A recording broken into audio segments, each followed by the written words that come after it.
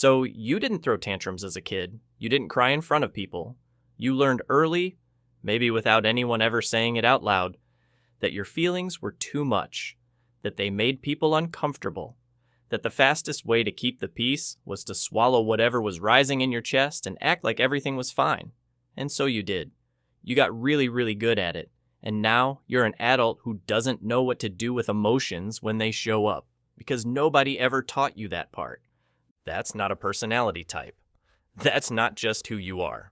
What happened to you has a name, and it explains more about your daily life than you've probably ever been told.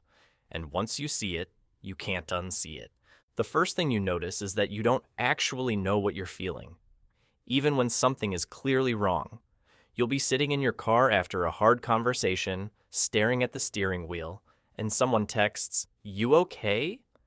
And you genuinely don't know how to answer. Not because nothing happened, because somewhere along the way, you stopped having access to your own emotional information. You learned to skip the feeling and go straight to functioning. Get back to work. Reply to the Slack message. Keep moving. The emotion didn't disappear. It just went underground. And now it surfaces as a tight chest, a headache, a sudden exhaustion you can't explain at the end of a Tuesday that seemed fine on the surface. And then there's the way you handle conflict. You don't. Or you try not to. You will go to extraordinary lengths to avoid a confrontation. Not because you're weak, but because, as a child, expressing a negative emotion often led to something worse. Maybe you got shut down. Maybe the room went cold. Maybe the person you needed most suddenly became unavailable to you. So you learned that having needs creates distance, and distance feels like abandonment. Now you apologize for things that weren't your fault. You absorb blame just to keep the temperature in the room from rising. You say it's fine when it is absolutely not fine, and part of you doesn't even realize you're doing it anymore because it happens so fast it feels like breathing. What's harder to admit is that you struggle to cry, even when you desperately need to. Not because you don't feel things, because the moment emotion starts to rise, something in you hits the brakes automatically. You blink it back, you change the subject in your own head, you make a joke, you find something productive to do. The Netflix queue that suddenly needs browsing, the phone that needs checking, the apartment that urgently needs cleaning at 10 p.m. on a Wednesday. You're not avoiding your feelings on purpose. You were just never given a safe place to have them. So your whole system learned that feelings are something to be managed and moved past, not actually felt. The part nobody talks about is what this does to your relationships. You care deeply, more than most people around you will ever know, but you show it through actions, not words. You'll drive someone to the airport at 4 a.m. without being asked. You'll remember exactly what they mentioned 3 months ago and quietly show up for it. But say, "I love you" first. Tell someone you're hurting and you actually need them right now. That part feels like standing at the edge of something with no bottom. Vulnerability wasn't modeled for you as connection.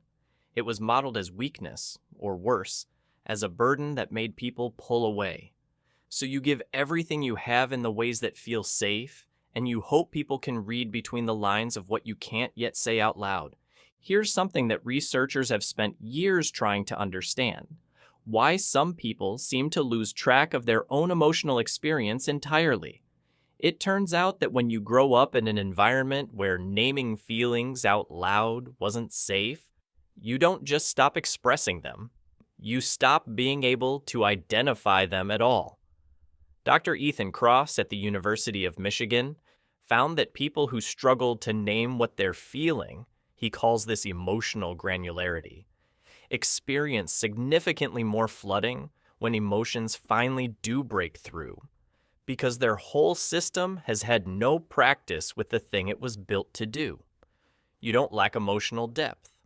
You were just never given the language or the safety to use it.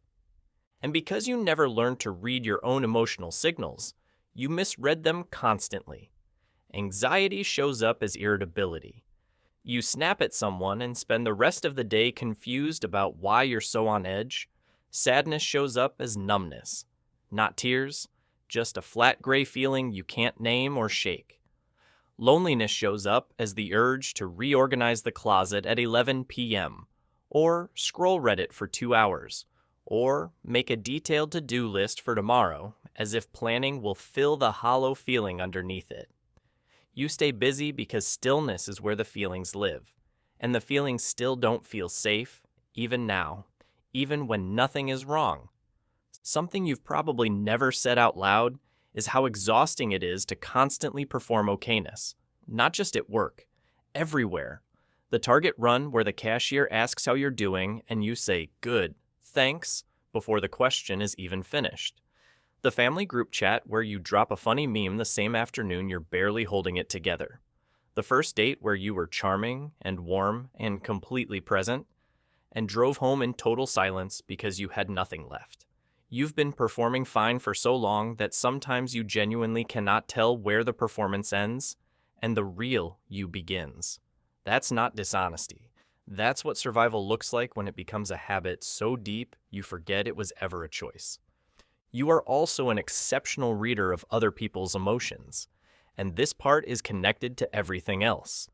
Because when you were young, reading the room wasn't optional. You had to know the emotional temperature of everyone around you before you could know whether it was safe to exist in that space.